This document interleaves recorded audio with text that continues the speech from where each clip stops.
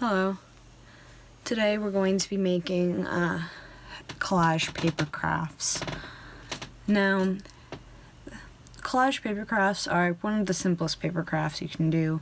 Anybody can do it as long as you can hold a pair of scissors safely and keep some paper steady. You can do a collage paper craft. First, we need to start with what you want to do with your craft. What your intentions are. Do you want to make a portrait? Do you want to make a monster out of paper? You can do whatever you want. Personally, I just like taking images and aesthetics and kind of combining them into something fun, something weird. I made a craft earlier. You'll get to see the process of that in a minute, but first we're going to go over the how-tos in paper cutting technique. The first thing that we need to do is find a source for images. The one thing you can do, you can purchase magazines, you can purchase books intentionally made with images to cut out on collage. I do paper crafts because I like working with recycled material. I found it on a bookshelf, and it's full of a lot of bright images and like a lot of good high resolution artwork. I took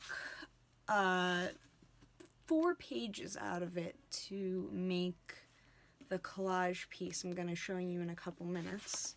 Like this. It has like nice high color, high resolution images. Here's a bunch of comic cartoons. You can use the bodies for bases that you can then paint or draw over. Here's a statistics page. You could use all those trees for things, especially with the little X's. You can make something fun and political with that. Like, the possibilities are really only limited to your own imagination. There's a nice image of the Mona Lisa. All sorts of things. There's lots of pictures of people. And, I got this for free from a library that was just going to throw it away. Really, you have to look, everywhere for pictures for collages. That's step 1. Find good pictures and take the time to look. So when you're removing a book that is glued at the seams, it's going to take some of the other page with it. It's just the unfortunate situation when it comes to modern books. So what I like to do, so you're going to take the page you want and you're just going to give it a little incision as close to the seam right there as you possibly can. So after you've made your little incision, you're going to take your scissors and you're just going to be ready to cut away if you need to. That one came out nice and smooth. You're going to get a torn edge. You can't get in close with scissors, so you're just going to have to live with it if you're repurposing books. Now, on this sheet, I think let's go for the vase. So, I'm cutting an image out to repurpose. Just do a really general, loose cut around the shape. Don't go for detail. Don't worry about all the extra paper. That's step 2. Now, we have our shape separated. So now we're going to, this is going to be hard to do on camera. Oh no. Did I cut it? No, not cutting it. Wow. Yeah, and don't do it the way I'm doing it. Look at the paper on the correct side when you're doing it. I'm doing this for demonstration purposes. Yeah, just trimming away really carefully. Oh god, can't do the corners without looking. Really carefully, just get as close as you feel comfortable, as close as you want to.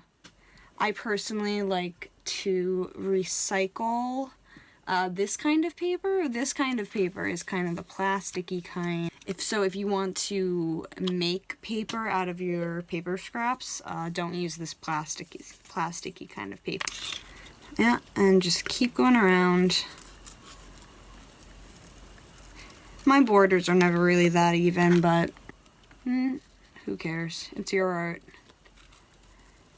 Do what you want. Just taking off a little bit more around the handles, rounding out the shape.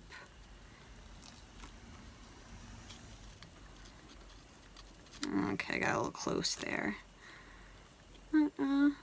That's pretty good. So, have a nice little shape. And what do we want to put in this? I think I have some flowers here that I cut out from a previous project. I have some more flowers here. I think let's put some flowers in the vase. So I've assembled the pieces I want to use. I've glued down my centerpiece. I'm just going to place that there. I think I want the little flower there. And then little pine cones there. Ooh, it's not glued down, so it's going to slide around, but that's generally what I want to do. So now I'm going to glue the pieces down. Alright, so I'm going to start gluing down the pieces, and because I want to put something just underneath the lip of the piece I've already put down, I'm going to be gluing onto the piece rather than onto the paper. I like to use the Elmer's purple because it dries clear, and you can use it on top of things as well. Okay, so have my piece all nice and glued up. Voila. Now we're going to do it again with the pine cone and the flower. Press it down on the paper again. Got the pine cone. Now we just have our little red clover. Yeah. And that could be a lovely postcard or a little decoration for your desk, anything you want. And that's the basics on how to do a collage. And now you're going to watch a time-lapse of a piece I put together this afternoon. Yeah, 4 hours of work this took. This is time-intensive work, but with a lot of practice you can make some really interesting things with it. I'm starting out by just folding my piece of paper I'm going to use as a background and cutting along that fold to make a nice straight line. Now I'm cutting my animals into smaller pieces just so they'll be easier to cut out and work with in a moment. Making sure to be very careful and not cut anything important out. Juice break. Now I'm carefully trimming off any border that I don't want. I'm leaving a little bit of white space because I want the animals to have their identifying label number still with them, so it'll be easy to see which fish is which. I'm continuing to just carefully trim. Now I'm making sure the shark and this fish have enough material that I can work with. Now I'm sorting the fish by size and shape just to make it a little bit easier when I'm tiling while I'm laying out and gluing down my design. I'm starting with the biggest image and working around that, mainly using the larger fish and the cut in half pieces. Now I'm cutting out all the greenery, ending up not using those flowers, but I did use the green that was around them. Then these trees ended up being cut up into smaller pieces, which ended up looking like leaves. I started tiling them very close together with very little border, but I didn't like the way that ended up looking, so for the rest of the piece, I spread them out a little bit more. I fill in the big gaps first, trying to cut to shape them in a stylish but still appropriate manner. And I really like the way this piece ended up coming out. I think that the one really densely packed corner moving out into more white space ended up working really well, even though I don't really like it.